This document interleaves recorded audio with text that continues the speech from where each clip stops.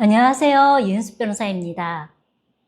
형사재판을 앞두고 있는 피고인의 경우 사건이 기소되어 사건 번호가 부여되고 재판부가 배당되면 해당 재판부로부터 공소장 부본과 피고인 소환자, 피고인 의견서 양식을 송달받게 됩니다. 먼저 공소장은 자신의 어떤 범죄 사실로 재판을 받게 되는지에 대해서 기재되어 있는 서면입니다. 따라서 공소장은 매우 중요하므로 내용을 꼼꼼히 잘 읽어보시고 공소장에 사실과 다른 부분이 기재되어 있다면 이에 대해 반박하는 것이 필요합니다.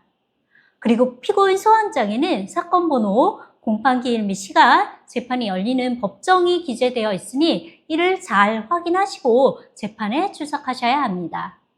사건 번호는 피고인 소환장의 상단에 2025 고단 땡땡땡땡이라고 기재되어 있는 것입니다. 사건 번호를 알아야 대법원 나의 사건 검색을 통해 자신의 재판 진행 상황을 확인할 수 있습니다.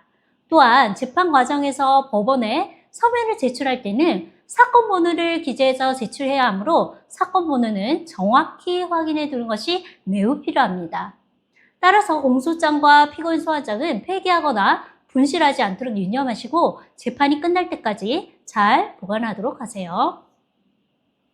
형사재판을 앞둔 피고인은 공소장과 피고인 소환장과 함께 피고인 의견서 양식을 받게 되는데요. 이 의견서를 어떻게 작성해야 하는지 많이 궁금해 하십니다. 오늘은 형사사건의 피고인 의견서 작성 방법에 대해서 알려드리도록 하겠습니다.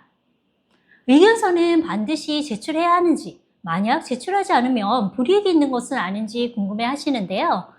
의견서를 제출하라고 하는 것은 피고인이 재판과 관련하여 자신의 입장을 밝힐 수 있도록 기회를 주기 위한 것이고, 피고인에게는 진술 거부권이 있으므로 의견서를 제출하지 않는다고 하여 법원에서 이를 강제하거나 불이익을 줄 수는 없습니다. 그러나 대부분의 피고인들이 이 의견서를 작성해서 제출하고 있습니다. 송달받은 의견서에는 이 양식을 송부받은 날로부터 7일 이내에 법원에 제출하시기 바랍니다. 라고 기재되어 있는데요. 반드시 7일 이내에 법원에 제출해야 하는 것은 아닙니다. 가급적이면 첫 재판이 시작되기 전에 제출하는 것이 좋겠지만 부득이한 경우에는 첫 재판 날에 제출해도 좋고 첫 재판 후에 제출하셔도 상관은 없습니다. 하지만 의견서에 기재하는 내용들이 공소사실에 대해서 인정하는지 또는 부인하는지, 재판부에서 참작해 주기를 바라는 사항은 무엇인지, 재판 절차와 관련해서 재판부에 요청하는 사항은 무엇인지, 이런 것들이므로 첫 재판 전에는 제출해야 판사님이 이를 확인하고 피고인의 요청대로 적절한 조치를 해줄 수 있겠죠.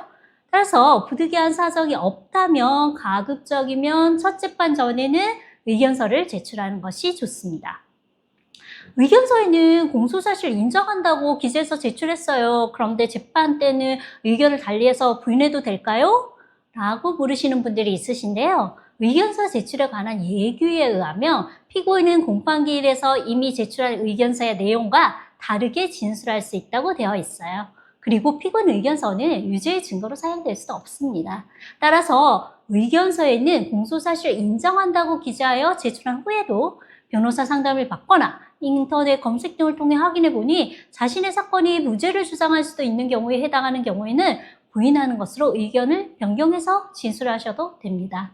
또한 의견서에는 공소사실을 부인한다고 기재해서 제출했다가 그 후에 공소사실을 인정하는 것으로 변경해서 진술하는 것도 가능합니다. 그러나 진술은 일관될 때 재판에서 더 유리할 수 있으니 가급적 사전에 신중히 검토한 후에 의견서를 작성하는 것이 좋겠죠?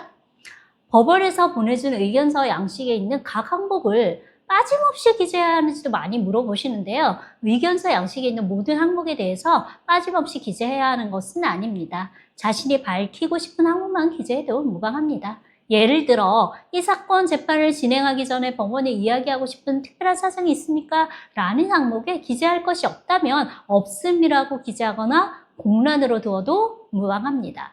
주거사항이나 가족의 수입 등에 대해서 굳이 밝히고 싶지 않다면 공란으로 두어도 무방합니다.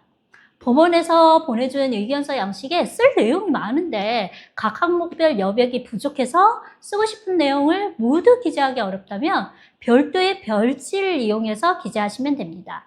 예를 들어 범행을 한 이유나 억울하다고 기재되는 사정이나 애로사항에 기재할 내용이 많다 하면 그 법원에서 보내준 양식에 해당 항목에는 별지 기재라고 적으시고 별도의 A4 용지에 범행을 한 이유나 억울하다고 생각되는 사정이나 애로사항을 제목으로 기재하고 그 아래에 내용을 기재하셔서 의견서와 함께 첨부해서 제출하시면 됩니다.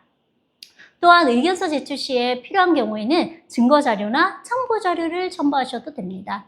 법원에서 형사재판의 피고인에게 보내주는 그 의견서 양식을 고정 댓글로 첨부해 놓을 테니 참고하시기 바랍니다. 오늘도 여기까지 시청해 주신 분들 정말 감사드리고요. 그럼 다음 영상으로 또 찾아뵐게요. 구독과 좋아요도 부탁드립니다. 감사합니다.